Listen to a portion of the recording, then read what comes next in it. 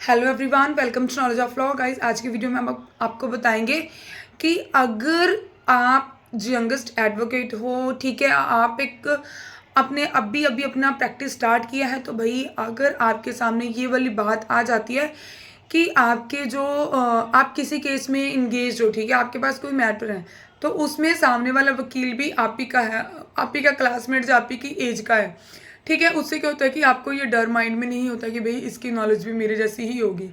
But अगर main argument में main argument में अगर उनका सीनियर वकील आ जाए तो माइंड में कैसी हलचल होती है, ये आप भी मुझे बताना कि आपका पर्सनल एक्सपीरियंस क्या है अगर आप कोर्ट में प्रैक्टिस करते हो। तो गाइस देखिए, मेरे साथ एक दिन कोर्ट में क्या हुआ कि मेरा कोई मैटर था जिससे, ठीक है, तो मैं खुद ही अपने मैटर को, जो मेरे पर्सनल मैटर होते हैं गाइस, मैं उससे उससे खुद ही करती हूँ, ठीक है। तो मैं ये नहीं करती कि मुझे किसी सीनियर को देना है, मैं सीनियर की हेल्प ज़रूर लेती हूँ, सीनियर की एडवाइस ज़रूर लेती हूँ, बट मैं जो मैटर अपने होते हैं वो खुद ही करती हूँ, क्योंकि जैसे हम धीरे धीरे चलेंगे तो भाई तभी हम कुछ ना कुछ काम कर पाएंगे। अगर हम चलेंगे नहीं तो भाई भैया काम कैसे कर पाएंगे, ठीक है। तो मेरी भाई किसी सेशन कोर्ट में आर्गूमेंट थी, तो मैंने जज साहब को बोला कि जज साहब, I am agree for argument, ठीक है। जज साहब ने भी मुझे पूछा कि मैम आप रेडी हो आर्गूमेंट के लिए, मैंने बोला हाँ जी, यस।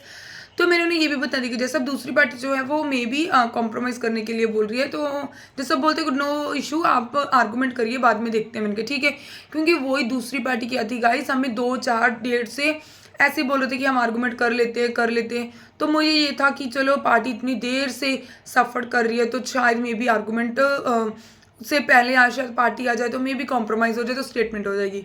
तो गाइस इसमें क्या हुआ, जब at the time of moment last में आर्गूमेंट होने जा रही थी, तब क्या हुआ कि जो मेरे कलीग थे, ठीक है, मैं उन्हें कलीग ही बोलूँगी क्योंकि वो मेरे कलीग थे, तो उन्होंने आर्गूमेंट करनी थी क्योंकि वो मेरे ही एज के थे, वो मेरे, मतलब मुझे लगता था कि हाँ वो भी यंगस्टर ही थे, ठीक है। But at the time of moment क्या हुआ कि जब आर्गूमेंट स्टार्ट होगी, आर्गूमेंट होने लगी, ठीक है, तो at the time of moment उनका सीनियर आ गया।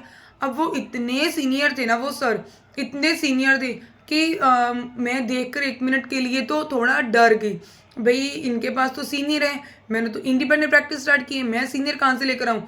क्योंकि गाइस मेरी एक हैबिट रही है, मुझे 4 ईयर हो गए हैं प्रैक्टिस करते करते, 3 साल मैंने सीनियर के अंडर में लगाए हैं, बट साथ साथ में अपना काम भी करती रहती थी। तो बट अब मैं इंडिपेंडेंट बिल्कुल हो चुकी हूँ, मुझे इंडिपेंडेंट काम करती हूँ, मैं सीनियर की हेल्प लेती हूँ, एडवाइस लेती हूँ, बट मैं अपना काम जो खुद ही करती हूँ, ठीक है। अब क्या हुआ कि अब मैंने तो आर्गूमेंट करने के लिए मैंने तो रेडी होगी, अब मैं कहाँ सीनियर से लेके हूँ, कहाँ से, ठीक है। मेरे माइंड में हो कि भाई अब मैं क्या करूँ, 1 मिनट के लिए तो मुझे थोड़ा सा मतलब लिटरली थोड़ा सा हुआ कि हाँ भाई पता नहीं क्या हो जाएगा मेट्रो में, किसी का केस ना खराब हो जाए, जो कुछ ऐसा था। भाई ऐसा कभी मत सोचो, कभी मत सोचो। देखो मेरा जो मेरा केस था वो एग्जीक्यूशन थी। एग्जीक्यूशन में क्या होता है कि हमने कोई भी अवार्ड पास हुआ होता है, ठीक है, उसमें कोर्ट ने अवार्ड पास कर दिया, ठीक है, कि हाँ ये बंदा इसको इतनी कंपनसेशन देगा। मेरे क्लाइंट को कंपनसेट करना था, ठीक है, दूसरी पार्टी से बहुत देर से सफर कर रही थी, कंपनसेट नहीं कर रही थी। तो अब क्या हो गया, उन्होंने भाई लास्ट टाइम पर आकर वकील साहब ने कुछ, मैं कुछ आर्गूमेंट के पॉइंट नहीं बोलूँगी, ठीक है, उन्होंने कुछ पॉइंट बोले। सबसे पहले उन्होंने बोला कि आप आर्गूमेंट करोगे, क्योंकि सीनियर को भी लगता है कि भाई ये तो नहीं है, थोड़ा डर जाएगी।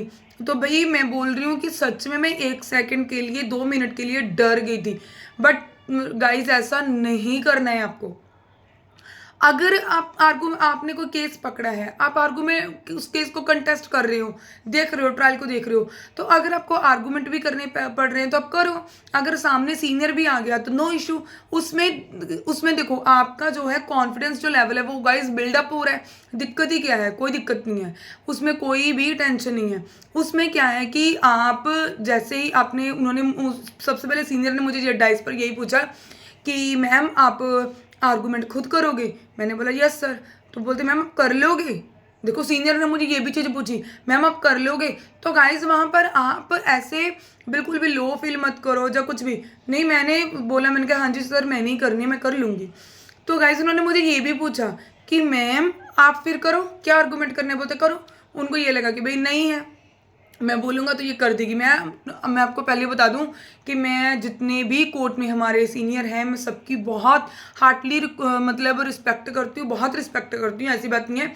बट हाँ, कुछ चीज़ें ऐसी हैं कि जो हमारे नए यंगेस्ट एडवोकेट आ रहे हैं उनको दिक्कत ना हो, तो हमें लगा कि भाई कुछ चीज़ें आपके साथ शेयर कर दें। तो भाई मैंने वहाँ पर एकदम से डरी नहीं, मैंने बोला नहीं सर, आपने ऑब्जेक्शन फाइल किए हैं तो आप ही पहले आर्गूमेंट करोगे। आपको छोटी छोटी चीज़ें पता होनी चाहिए। अगर कोई पर्सन आपके आपके केस में कोई ऑब्जेक्शन फाइल कर रहा है तो उसी की ड्यूटी बनती है कि अगर ऑब्जेक्शन उसने फाइल की है तो गाइस वो ही आर्गूमेंट करेगा जज के सामने पहले। ठीक है, तो आपने तो जस्ट उसका रिप्लाई देना है।